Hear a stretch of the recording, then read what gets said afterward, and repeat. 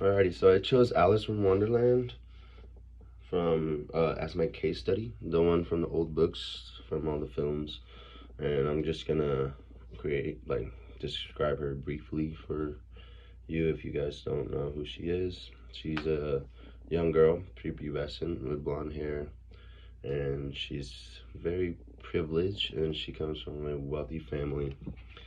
And she's very well mannered and carries herself with a sense of entitlement due to her family and upbringing. And she goes on adventures and finds herself in this world filled with imagination and fantasy, creatures and characters. She meets many friends and makes enemies as well on her journey through Wonderland. Then eventually feeling like she is like can't tell the difference between her real world and Wonderland. Well, that's her summary. And then next question is as I'm asked to explain how I came to this diagnosis from reading the DSM-5V, yeah, the DSM-5. And my theory is that Alice is possibly experiencing a mental health disorder, and the symptoms from this disorder makes me feel like it's schizophrenia or she's schizophrenic after I read them all. Because when you read Lewis Carroll's book, all the characters that she describes are very, very otherworldly, and there's just too much detail to them. It feels like she sees these characters consistently, or of course, it's just a book written by Lewis Carroll.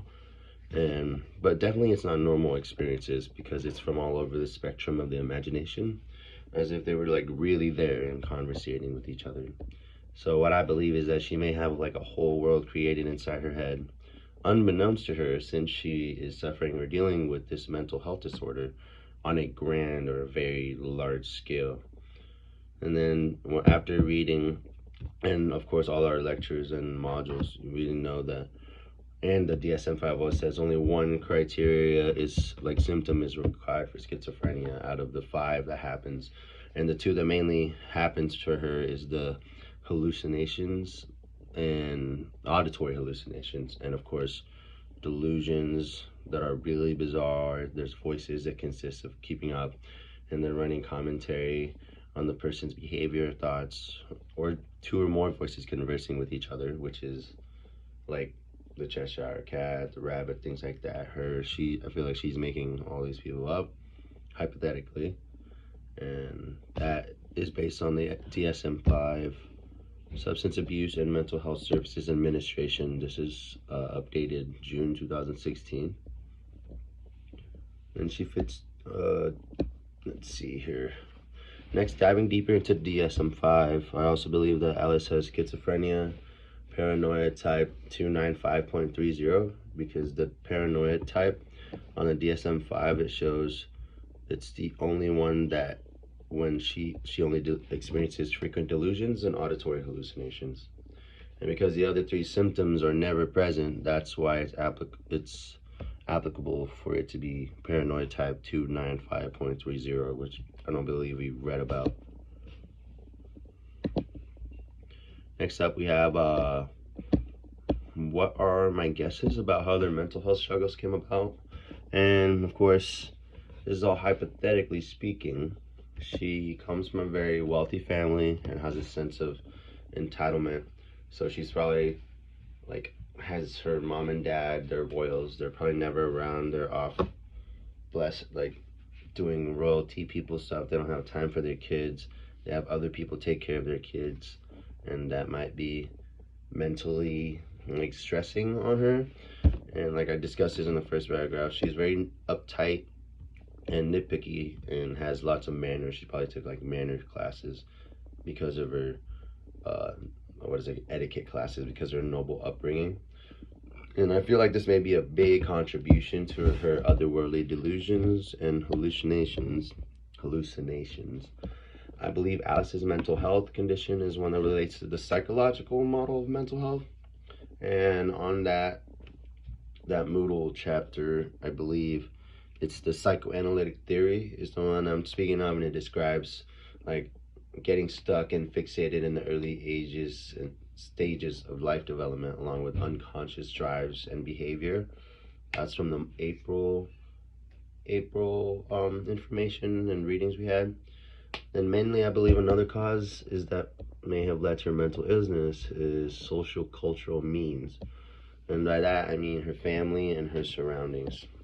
I mean, surrounded by rich snobs and taking all these etiquette classes. They're probably not the nicest people around her to young Alice, since she's wealthy.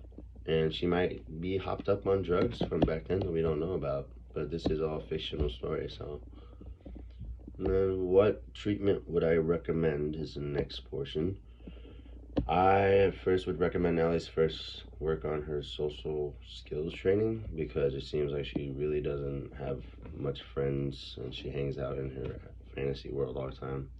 Who knows, maybe she does have friends, but I don't think they probably want to hang out with her. Schizophrenia is also let's see here. What treatment would I recommend? Yes, so another thing to help treat it, schizophrenia is not a simple mental health disorder that you can just treat and see results right away. Secondly, after Alice has worked on her social skills, I highly recommend she researches if there's a support group to be around to become a part of once she's diagnosed with schizophrenia, like the Hearing Voices movement. This is from the May Moodles and lectures and videos. Lastly, I really believe she needs to find a way to reattach with her reality, and a really big thing would be to hang around with her family more, because family is really important when you're on a treatment road to recovery from schizophrenia, because it's not easy. A third choice I could recommend is a cognitive behavioral therapy. But like I said, if her parents don't have that much time for her already, that's probably not going to work out, because they actually have to put time in for cognitive behavior therapy. And then lastly, one way the character could be changed to reflect a more accurate stance around mental health. There are two ways I can see that would change and help humanize and make people a more accurate approach for Alice in Wonderland, our fictional character, is they need to rewrite the stories in the movie where they go more into depth about her parents and if they were good or bad, and they need to paint more of a picture for us what made Alice get into this point of Wonderland, and the outcome of why she went through all of those things. Has to be way more to it, and this is all hypothetical, of course, but then number two, it seems like the story got turned into a super fun adventureland where you might experience things as you traveled, which may benefit you and things like that, but it's not as fun. Some of the stuff's kind of weird and scary and stuff, and this is things that people are going through because they have schizophrenia and they're seeing delusions and hallucinations. It's really not that fun of a time. It's a really bad time, actually, if you think about it. And this is not, let's see here, because towards the end you realize in the books and I think a few times in the movie that Alice was beginning to have an identity crisis, which I believe is one of the symptoms you have when you have really bad schizophrenia, because there's other voices that are gonna take over in your life and in your head from all those videos we watch with all the people struggling with psychosis like schizophrenia and things like that, and hearing voices. So I would definitely recommend that she still find a group and community, and schizophrenia, it's a serious mental health condition and it should not be portrayed into something fun that someone is willingly going through. But yeah, so that's it. And before I end, I'd like to share a quote by the author of Alice in Wonderland. She says, "I am not myself, ... Lewis Carroll, Alice's Adventures in Wonderland." And thank you so much for your time.